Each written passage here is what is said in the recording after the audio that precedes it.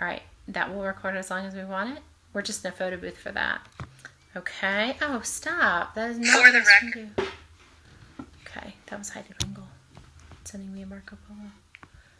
Okay. I'm going to turn this whole thing. All right. We're 23 seconds in on this. Checking connection. We are now live. Okay, welcome. We're live here. Back after a long break of sharing some of my favorite doulas, but having a few of my favorite doulas that we just are so busy doing wonderful things that it takes a while to get around to having them here. So it's taken a little while to get Jamie to come sit with me because she's busy. Too busy, birth but doulaing, good busy. Yeah, birth doulaing, postpartum doulaing, teaching, all sorts of things. And so, but we finally are here together. Yeah. So we decided to share this conversation with everyone because I'm always looking for just great, solid referrals for people in my classes to be able to get a chance to sit and watch a little video and get a feeling of, is this person the doula for me? And you're the doula for somebody. I'm always excited. I just had someone last week who shared with me that you were going to be their birth doula, someone from my class. So I'm always excited and they're going to be really well taken care of. So, but for those of you who haven't met you yet, now they're going to have a chance to. Yay. So, thanks for having me. Yeah. So for about the next 25 minutes, we'll chat. Okay. And let's just start. Go ahead and, so I said your name is Jamie Wasson, but tell us, who is Jamie Wasson? Tell us a little bit. I'm still trying to figure that out. We all are. But what is your elevator speech anyway? I know, right? Your party speech of when you meet somebody for the first time. What are some of the things that you like to let people know about you? Well, it's interesting. I also have the Uber speech. You know, when I get in the Uber to go to a birth or go to a postpartum or prenatal or something, it's, they're like, oh, where are you headed? And what do you do? And it's like, I'm a doula. And they're like, huh? Yeah. Although interesting, more people are recognizing that word, which is really exciting. But, I have my little speech of, doula is just an old fancy word that means, handmaid and servant. I'm there to support families during prenatal, birth, and postpartum experience. I think my favorite thing about, being a doula and a childbirth educator, my background is in child and family therapy.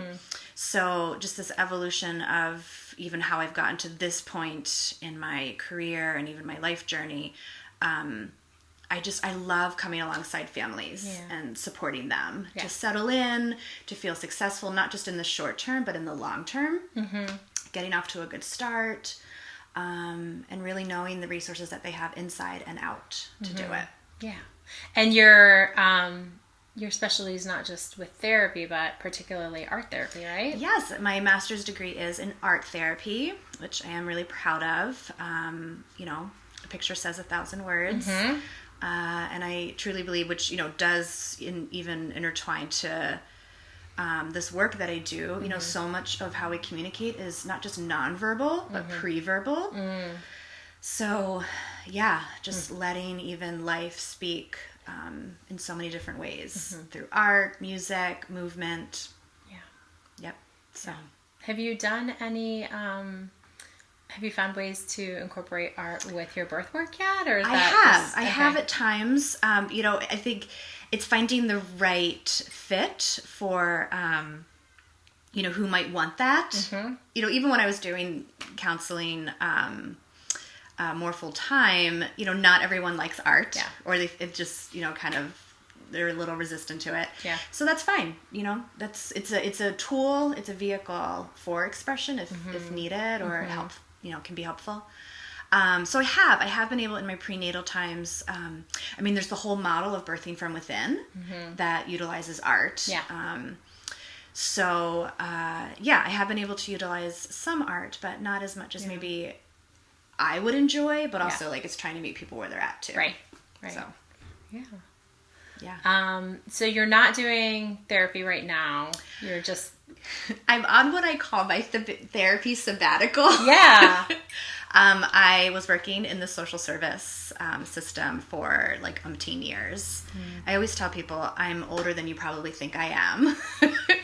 Umpteen years in the social service system and burned out a bit. Yeah. And my birth work was really taking off. Yeah.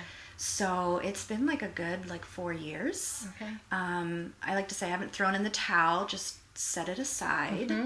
And, my new 5-year plan is really how to synthesize, right. Therapy more intentionally. A lot of the clients I work with, may have pre-existing situations and even hire me for that reason to have that therapeutic support woven into the birth reality. So I really, I feel privileged to be able to offer that. But yeah, I would like to see how I can more strategically intertwine it. Yeah.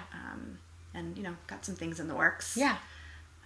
But we'll see what happens in the next 5 years. Yeah. I'm thinking about, so Elizabeth Weinstein from the co-op has her sort of specialty as dance. Yeah. Sina has yoga on the side. I think you should all just have an all-day workshop or a 3-week series. We where it's have thought about birth and yoga, birth and dance movement, birth and artistic expression. We have thought about that. Get a musician in there for, Yeah, that's a good goal. Yeah. Even we met, I'm part of the Philly Doula Co-op. I've been part of that. That's actually how we met. Yes. Been part of that for, at least 8 years. 8 years. And we just met yesterday, talking about some goals. And we want to get back to kind of offering that even professional development or just community outreach to kind of show who we are, but also, demonstrate all of the different skills that we have, because we really are a diverse group of absolutely so many different layers. Yeah. Yep. Yeah. And that's why, that's part of having this project for me was there are such amazing doulas as a part of the co-op. I like to sit down and talk to you about them because it's exciting to me to get to hear more about all these different facets of talents that people have within the co-op, but also that hopefully people can watch these videos and say, well, I'm interested in the fact that Jamie has a therapy background, or I'm interested in Elizabeth's dance background, or Sina's yoga background, or Kathy, her law background. If you need that no-nonsense doula, we have to get Kathy to come sit down. Yes, because she actually has helped us kind of tease out legalese and contracts and keeping us on point. Because we want to be doulas that are reputable, professional, and working within our scope of practice. She's good at always keeping us, within our scope of practice. And but I'm even thinking of the person who's I would like a lawyer advocate personality in the birth room. She's had that. I will give her a shout out. Yeah, she's even working with other lawyers who are we like that you have this lawyer background. We want you on our team. Yeah. Kind of speaking the same language or having that just kind of real go-getter way about her. So, yeah. So we got to get, so we still have a handful of doulas from the co-op still that I have to. I would love for you to meet the newer ones too. Yeah. Who I just, I really really satisfied, I guess is a good word, but also just really delighted about the team we have right now. And hopefully even bringing on a new one too. Awesome. Because everybody keeps moving up. Yeah. So we need newer doulas to meet that, tier 1 need for clients. Yeah. So how did you get into birth work? What was the first? Because was this something you ever pictured yourself doing when you were... It's funny because people who've known me for a long time or my whole life are oh yeah, of course you're doing this. Yeah. Even in my zigzaggy way of getting to this point. So I grew up in a family that was really big advocates for family health as well as even women's health. And so that was just kind of the climate I grew up in and just, really having that support system. And I even started out in school as social work, but then that, kind of wasn't the exact good fit for me. I do have a degree in philosophy, which also is kind of a weird, zigzag way. I was actually working with a postpartum client who's working on her tenure about this really obscure philosopher, and I was asking her about it, and she's like, she started explaining just even bits of the philosopher, and I was like, oh, so-and-so, and she's like, how do you even know that? And I'm like, I have this degree in philosophy. She's like, how does a philosopher come to be a postpartum doula? That's awesome. I think you should get a little, if you have your donor name tag, it should be Jamie Wasson, certified birth doula, also philosopher. Right. But I think just even like that pursuit, I love not just like how people think, but what people think, and just, yeah, I mean, just humanity and just like this variety of even trying to like make sense of life. Yeah. And how I make sense of my life and the world I'm in. So that led me just like a foundation of pursuing counseling.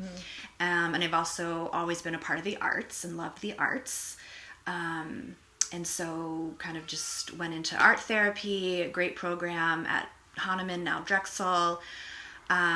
Started out, as I said, really from the start, doing therapy with kids and families. And this is before I ever knew what a doula was. I'd never heard the word before. Oh, I should also mention, in my undergrad, I seriously was like even a birth nerd then. I still have, it's like a 3-inch textbook from my nursing friends. I bought it off my nursing friend. Oh, wow. For maternity and gynecology. I even like went to the class with them. Yeah. It's just I've always been so fascinated about just this like life begetting life. Yeah. And just the amazing way that women are made, and just, yeah, like humanity keeps going in this like total biological sense, but there's something so mysterious and even spiritual about it that I really connect with.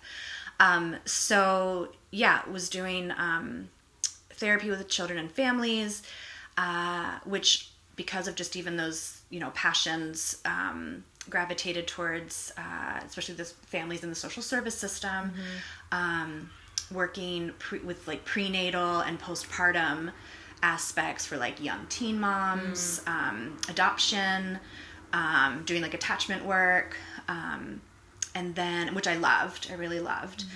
And then I met a doula, and it was like the light bulb went off. Like, wait, what? I can be part of the birth experience too, without, like, people even in my undergrad were like, you know, you should be a midwife or go for, you know, midwifery. And I'm like, nah, I don't need to be like on the medical side of things, and, you know, obviously pursuing more therapeutic. But then I was like, oh, I could be part of this like birth experience without the medical degree. Yeah. And so, yeah, I pursued the doula training, and then was doing my art therapy work and, you know, tandem birth work at the same time. And, you know, slowly the birth work, you know, was really taking off. And then that extended into like postpartum, even separate from each other, like strictly having birth clients and then also postpartum clients. And also because of that, just having connections with some of the childbirth educators in the area, you know, coming alongside into their classes, talking about comfort measures. And so, yeah, then once I decided, okay, I need to step back from the therapy world, specifically like 4 years ago, and just how my birth and postpartum work was just totally like blossoming. Then realizing like, okay, I can take it to another level. And that's when I pursued the Lamaze certification. So getting certified as a Lamaze childbirth educator. So now have that exciting piece to the puzzle. Yeah. And here I am. Here you are. And then, you know, getting hired by Penn Medicine to be on their team, which you are too. Yeah, so... Yeah, it feels like a lot of balls in the air, but I feel like I'm, you know, always trying to work on that synthesis. Right. Yeah. Well, we just think, sometimes we think like it's a matter of balance, but you can't really always ever balance all the things. So it's really often a matter of what belongs, what doesn't, what is for now. And like you said, not throwing in the towel, but putting it on the side because you think that, well, we can balance all these things. So like, no, sometimes you need to surround yourself with other people to hold parts up.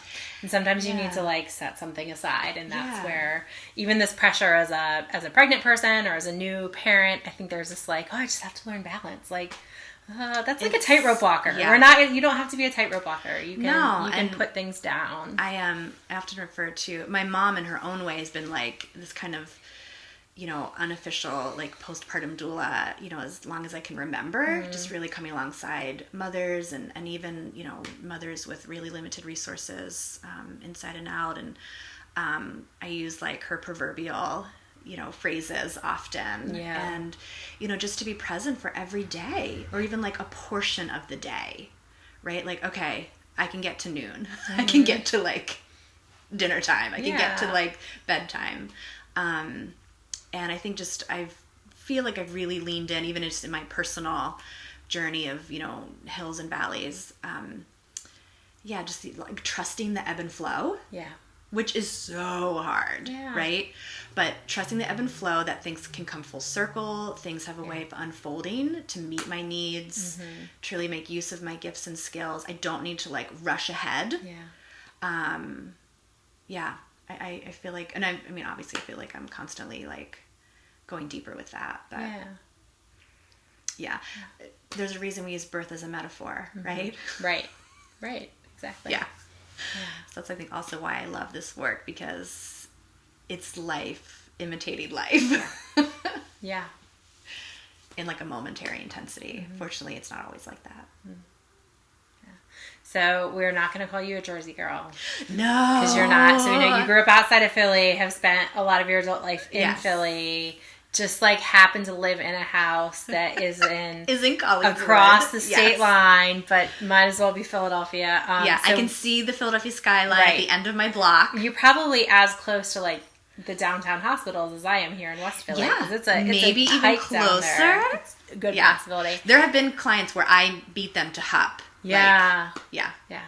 So, with that location, are there places can I give a shout out too? Yes. I love to brag that I'm a 4th generation Philly girl. Nice. Yeah. That goes way back. Yeah.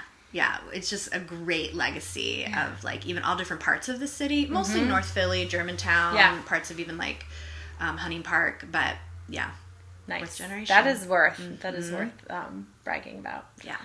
So with where you are now, are there certain birthplaces that you are most likely to take births at? Some that we don't have to name all the ones that you don't do, but what are the ones that you find yourself at the most often? I would say, half of the time I'm at, Penn C, like within the Penn Medicine, Penn, Hupp, Hospital of the University of Pennsylvania. And it's interesting. So I've been doing this work for like 9 years now, and even seeing the amazing progress that like even the surrounding metropolitan hospitals really stepping up their game to, obviously like in a competitive way, because Pennsylvania, specifically, but also have been like a premier birthing hospital. Right. I've had a good number of Jersey clients that go over the river to birth at Penn C. So I would say that's where, people know, I know the surgeons, I know like anesthesiologists, as well as like nurses and OBs and I know all the midwives. So it's probably where I feel most comfortable. Like I said, like Jeff, I've had a lot more Jefferson clients. Of course, Hahnemann, rest in peace, was a great place. That was, seeing more clients there. As far as Jersey, I've had a good handful at Virtua, which is, definitely, I think, one of the more preferred hospitals in the area, contrasted with like Cooper or Lourdes. But good things are happening with those too. Yeah. I actually just had someone who's a nurse educator at Cooper who's like, tell me all your best doula resources. And awesome. So Cooper's really been stepping up. A lot of wants to get doulas in there a lot more actively. So. Well, it'll be interesting too, because Virtua just like absorbed Lourdes. Okay. So it'll be interesting just being in a different like total system. Just how like doula friendly or just more, physiological birth friendly, how they'll be. So that'll be interesting. So I definitely have Jersey clients. I just recently supported a colleague and friend at Gentle Beginnings, which is a South Jersey birth center. I love the Bryn Mawr Birth Center or Life Cycle, but I haven't been there in like at least a year. Like just, the way clients ebb and flow. Yeah. But that's a great place too. So probably like the Center City hospitals. Okay. Since you're in like East Center City. Since I'm in East Philadelphia, East Philadelphia, College. But also like, so my whole family is just north of Philly. So, if I ever move back there one day, getting more connected with the Abington system too. Yeah. So I've been They've got doing good stuff going on there. Yeah, I've been doing some Abington work, and have a good friend who is a nurse, and good, we're still there. She's doing good things there. Yeah. So yeah, so one of the things that Lamaze does that if you aren't already enlightened about this, is that they do a evidence-based nursing course for nurses to learn about comfort techniques, and which makes nurses more doula friendly as well. So all the nurses up there are doing that, which is amazing, which is awesome. Yeah, I've had some doula friends even helping out with that. Yeah, that's great. Yeah. So we can still linger on birth work, but we can also wander away from birth work, just for people to get a sense of who you are, and as they're figuring out, is this the kind of person it's not just that I think some people that are watching these interviews aren't even quite sure if they want a doula at all. And so I like for people to have this opportunity to say, yeah, I can picture having a doula, because I can picture someone with this way that they carry themselves, with this sense of peace and just the sense of calm that they bring. So I like that they get to see you and hear you talking at the same time, whether you're talking about birth or whether you're talking about things not having to do with birth. So I guess with that in mind, what are, let's say 3 things. What are 3 things that are just unique and that at face value nobody would necessarily know about you, but that are parts of you that you really like about yourself and you would like for other people to know about you? Gosh, that's a good question. I think I love life. And it's funny because I can tend to be even more of that melancholic, personality. But I think working hard to really celebrate life has kept me going in my own life, and really connecting to life force and, just purpose. And I love celebrating life. And so being at the moment of birth, right? How do you just doing closer than that? The birth of a family, or an expanding family. And I love the idea that everyone we see walking around was born. I also I think something about me, I just so firmly believe in community. Obviously the family being the first community that any of us experience, whether that's good or bad for someone, but I love the idea of no one is born alone. And so, whether I'm present at a birth or not, being able to really offer that peace for a baby, for a family, to celebrate that reality.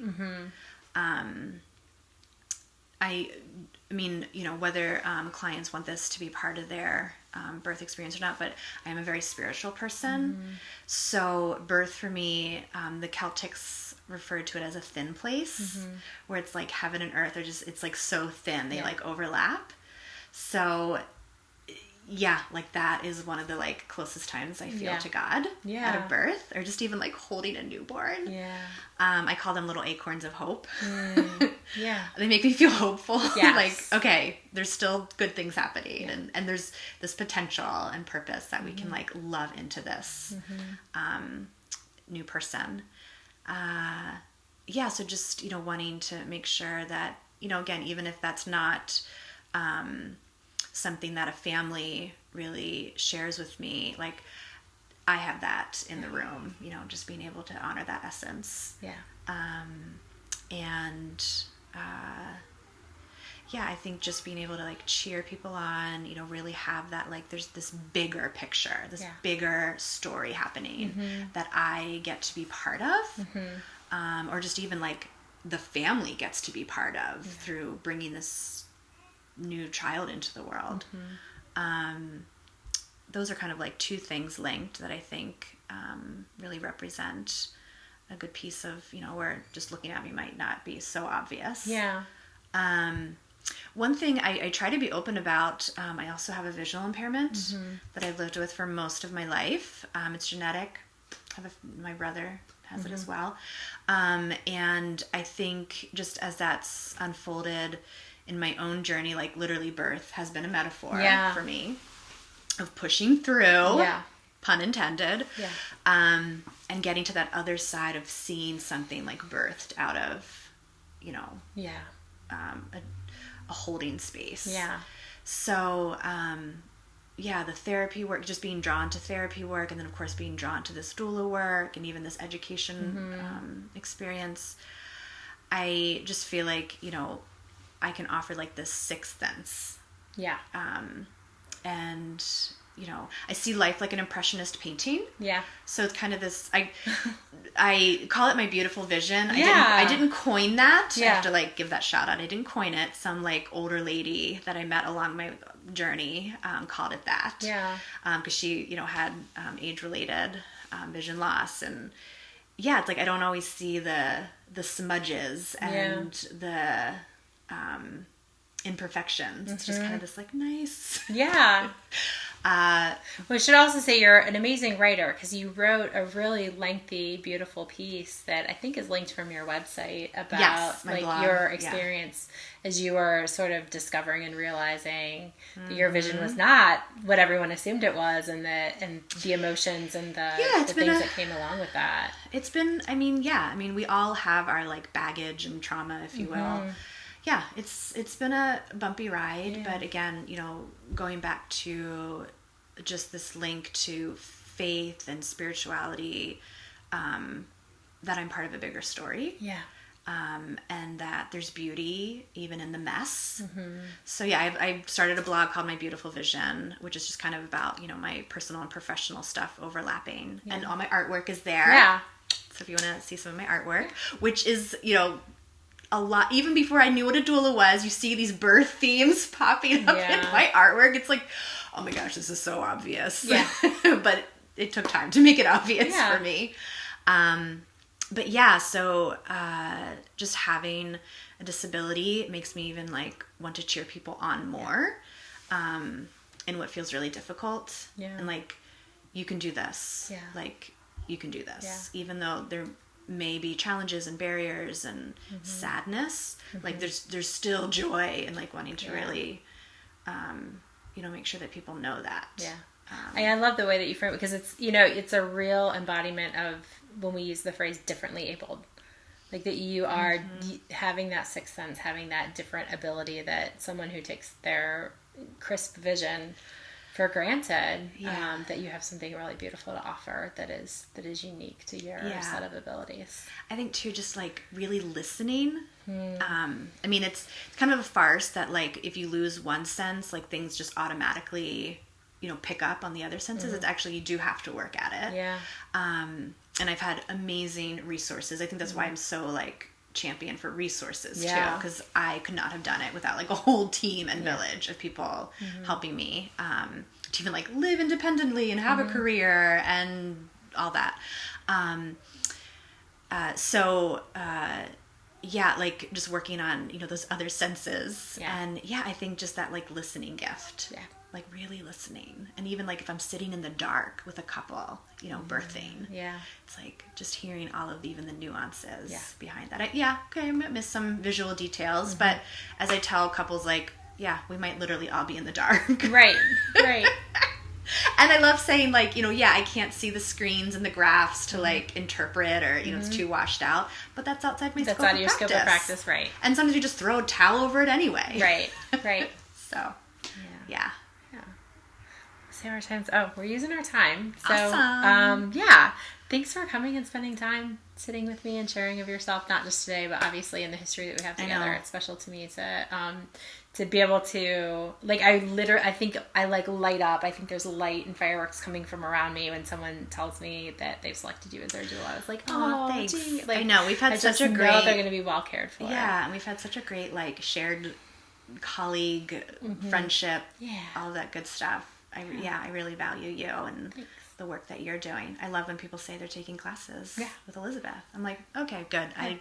Makes my job easier. Yeah, we'll keep taking good care of each other and each playing our part. Yes, exactly. Good. All right. Well, we'll have a blog to go with this. We'll have this posted before too long. Instagram people. We do have some people. A couple people waved at us. Yay. There were some people that saw us. Hey. But we will repost this for people to watch later as well, and so that we can share far and wide. So awesome. Anybody looking for a great doula can Yeah, give me a call. See if we're the right fit. Yep. All right, thanks. Okay. And there it is. And then